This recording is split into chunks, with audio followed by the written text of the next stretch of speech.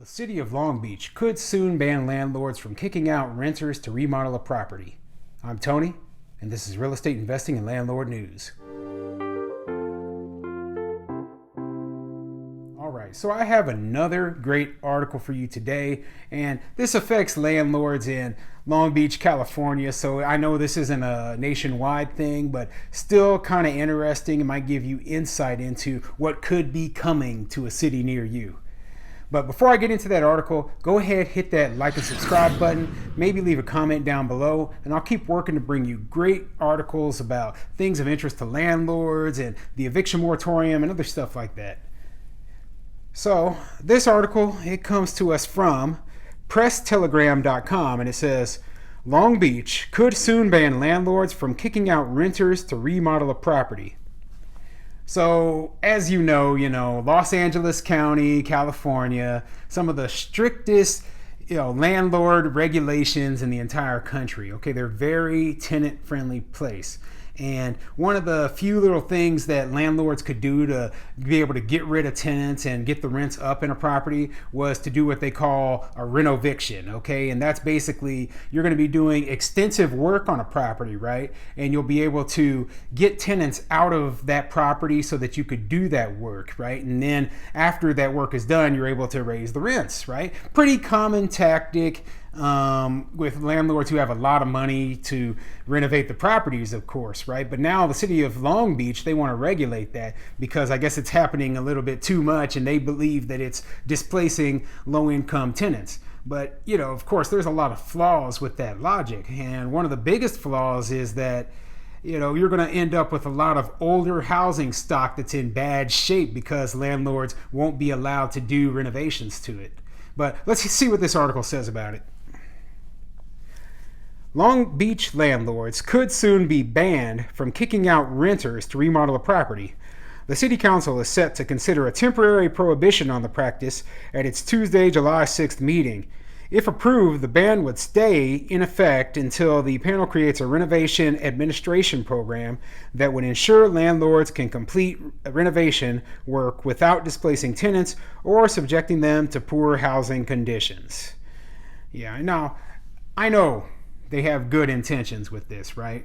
However, here's the big thing, okay? Sometimes there are just renovations where you need to remove the tenants from the property in order to do them, okay? I'm talking about major plumbing work, I'm talking about major electrical work, foundation work, structural work, major complete remodels of the units, okay? So there's not always going to be a way to keep the tenant in the unit in order to do that, okay? And unfortunately, a tenant has to leave when those cases come up. Now, I know the tenant's like, oh yeah, but I'm willing to stay here even if it's in the same condition, right? But properties, they change hands all the time, okay? And when a new property owner buys a property, they have to get a return on their investment. So they oftentimes will do a lot of improvements, etc., so that they can make their property worth more.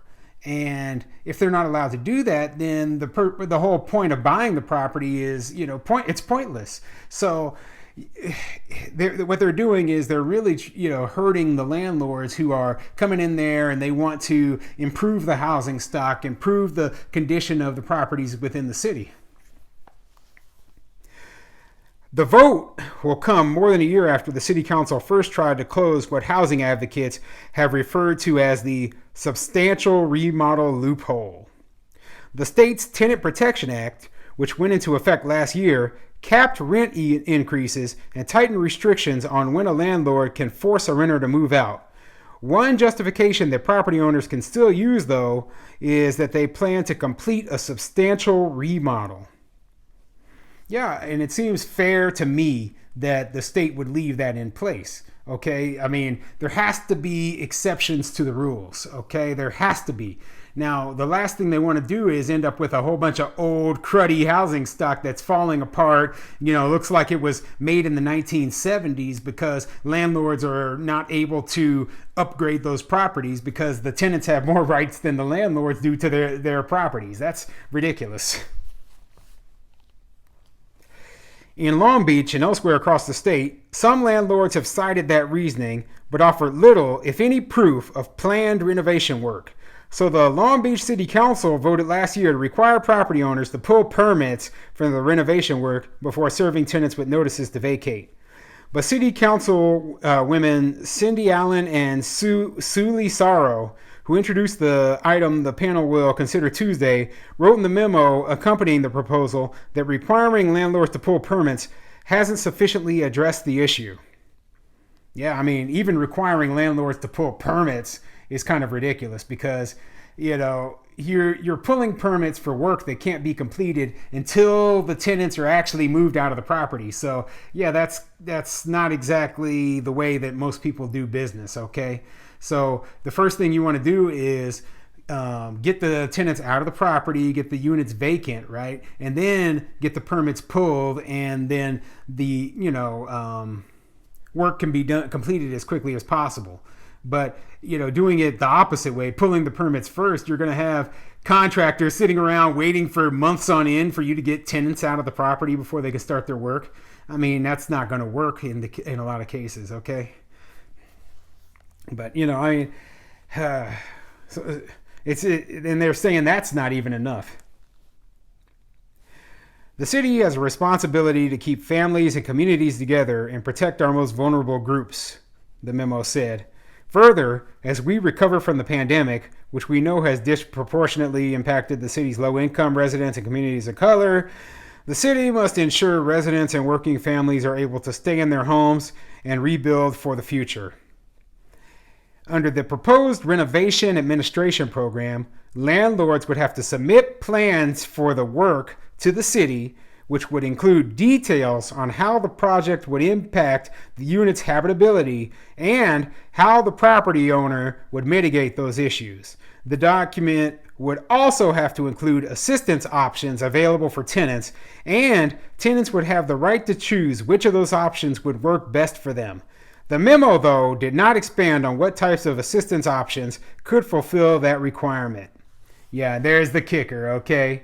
The assistance options, okay? What they mean is they want the landlord basically to write some ungodly sum of money on a check to that tenant just so that they can renovate their own property. I mean, this is how ridiculous it has become, okay? In order to get a tenant out of your property, you have to pay them.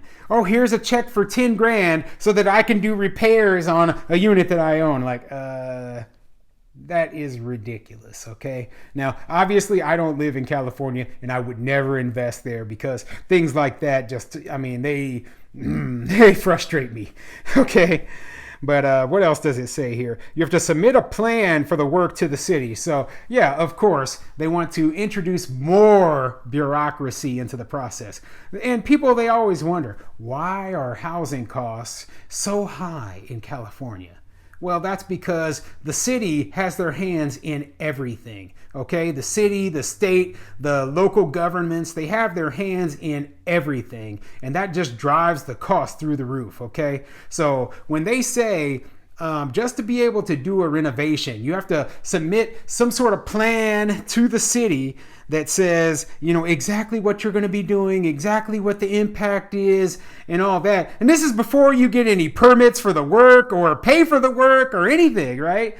And you have to pay rental, assistance options to the tenant as well. All of a sudden, you're talking about maybe months of delays. You're talking of thousands of extra dollars just to be able to start a renovation on your project. Okay, and imagine if it was a apartment building with 20 units in it, right? And so you got to do this for all 20 of your tenants.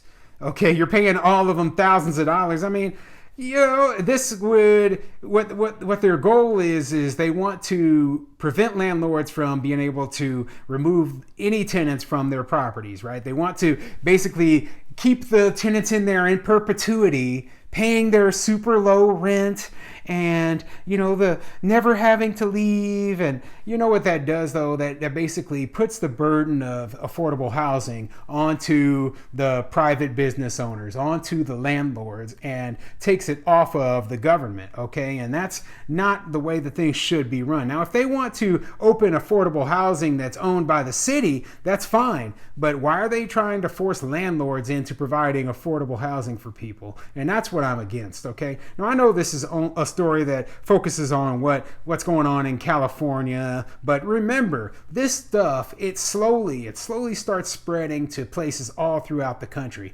You'll look up one day and you'll be like, huh, they have a very similar law to this in Colorado or Minnesota or, Kansas or Nebraska. And you'll be like, where did this even come from? Well, they're getting the ideas from these places in California, from these places on the East Coast, and they're trying to spread them over to other places. So look out for it and fight it when you see it, because this can easily become a problem anywhere in the entire country.